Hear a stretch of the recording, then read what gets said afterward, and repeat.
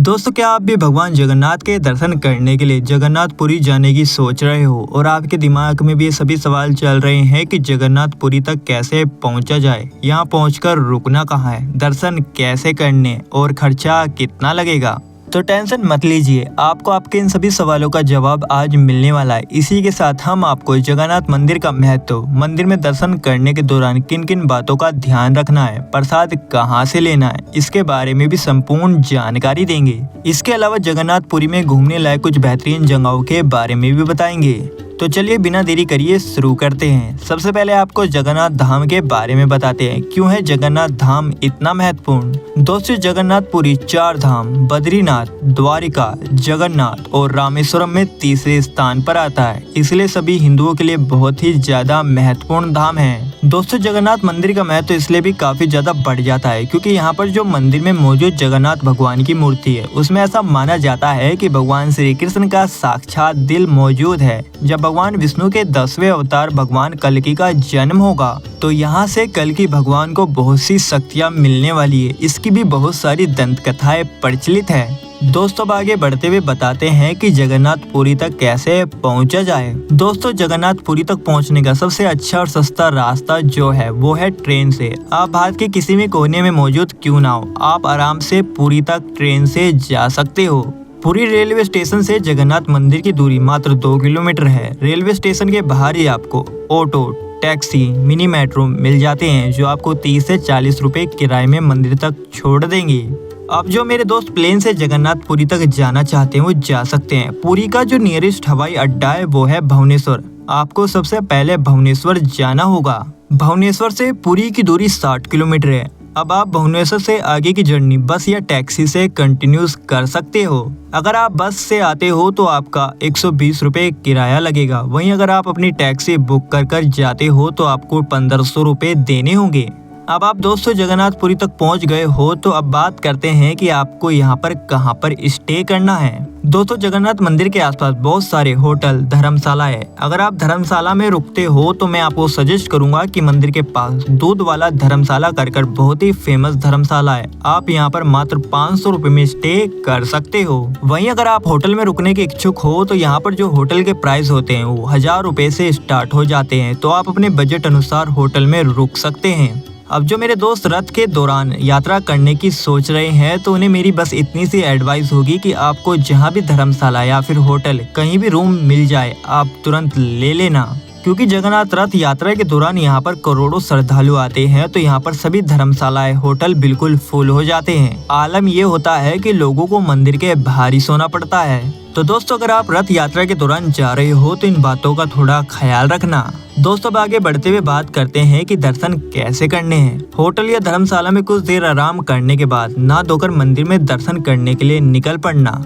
लेकिन इस बात का ध्यान रखना कि मंदिर में मोबाइल, पर्स, बेल्ट, बैग जैसी कोई भी चीज अलाउड नहीं है, तो इन सभी चीजों को आपको अपने रूम में ही छोड़कर जाना होगा। नहीं तो आप मंदिर के पास बनाए गए काउंटर में फ्री में मोबाइल जमा कर सकते हो। इसी के साथ इस मंदिर में केवल और केवल परंपरागत वेशभूषा में ही दर्शन किए जा सकते हैं। जैसे कि पुरुष धोती कुर्ते में दर्शन करने के लिए जाते हैं, वही महिलाएं साड़ी या फिर सूट सलवार में दर्शन करने के लिए जाती हैं। तो इन परंपरागत वेशभूषा को धारण कर आप भी श्री जगन्नाथ भगवान का नाम लेकर लग जाना लाइन में, क्योंकि जगन्नाथ मंदिर में हमेशा ही भक्तों की काफी ज्यादा भीड़ रहती है, तो आपके दर्शन करने में 1 या 2 घंटे लग जाएंगे।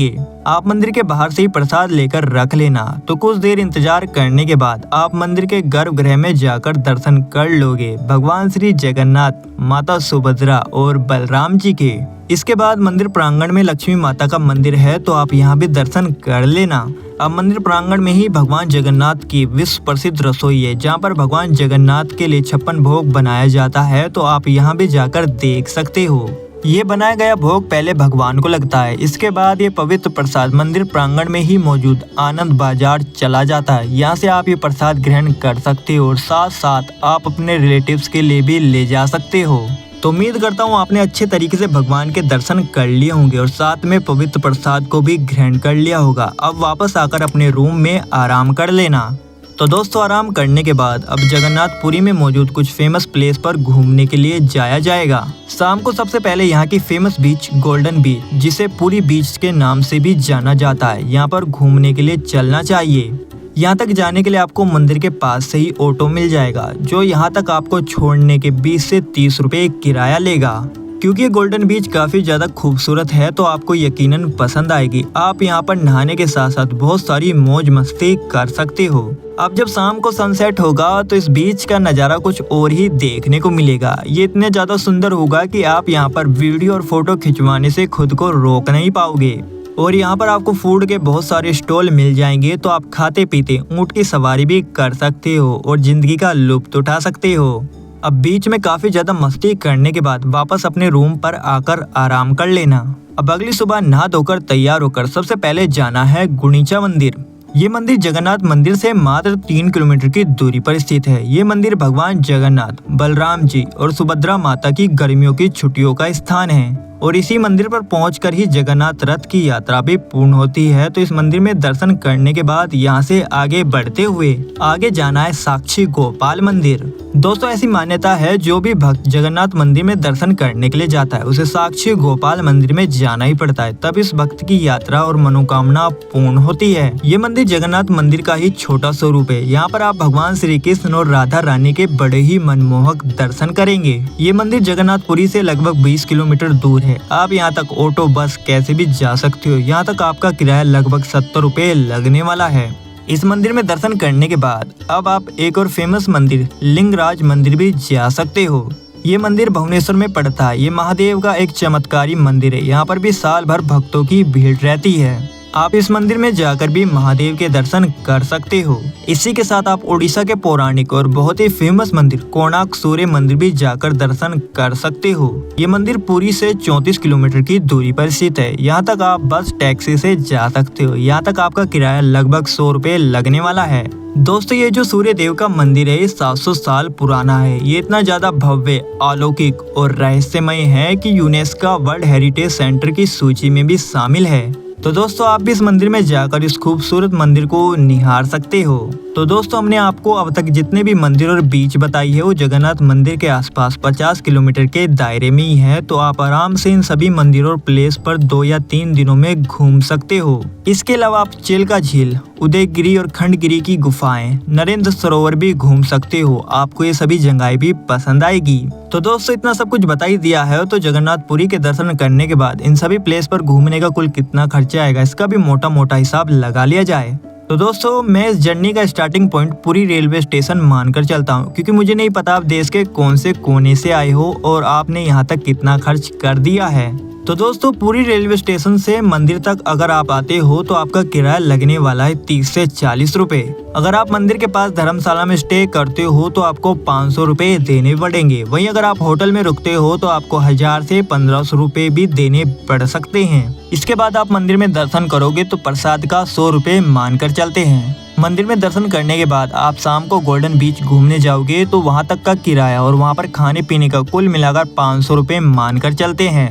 अब आप अगले दिन सबसे पहले गुंडीचा मंदिर, इसके बाद साक्षी गोपाल मंदिर, कोणार्क सूर्यदेव मंदिर, इन सभी मंदिरों में दर्शन करने जाते हो तो किराया और खाने पीने और प्रसाद का मानकर चलते हैं लगभग 1000 रुपए। अब अगर आप एक और दिन पुरी में ही स्टे करते हो तो आपको दोबारा से 500, या फिर अगर आप होटल में रुकते हो तो 1000 से 1500 रुपए दोबारा खर्च करने पड़ेंगे। इसके बाद अगर आप बची हुई सभी जगह घूमते हो तो 500 रुपए और मानकर चलते हैं। तो अगर आप 2 दिन का स्टे जगन्नाथपुरी में धर्मशाला में करते हो तो आपका हमारे हिसाब से कुल मिलाकर मोटा मोटा खर्चा 3 से 4000 रुपए होने वाला है। अगर आप होटल में रुकते हो तो इसमें आप 2000 रुपए और ऐड कर चल सकते हो। तो दोस्तों उम्मीद करता हूँ आपके दिमाग में जितने भी सवाल जगन्नाथ धाम की यात्रा से जुड़े हुए चल रहे होंगे उन सभी सवालों का जवाब देने में हम कामयाब रहे होंगे। अगर इसके अलावा भी आपके दिमाग में अभी भी कोई सवाल है तो आप कमेंट सेक्शन में पूछ सकते हो, मैं साथ के साथ उसका जवाब भी दे दूंगा। तो दोस्तों आखिर में इतनी सी गुजारिश जरूर करूंगा कि इस वीडियो बनाने में काफी ज्यादा मेहनत लगती है। अगर ये वीडियो वाकई ही आपके लिए हेल्पफुल है तो वीडियो को लाइक कर हमारे चैनल को सब्सक्राइब जरूर कर दीजिएगा। तो दोस्तों अभी के लिए इतना ही, जल्द ही मिलेंगे नए ट्रैवल इन्फॉर्मेशन वीडियो के साथ। तब तक स्ट्रॉलर गाइड का बाय बाय।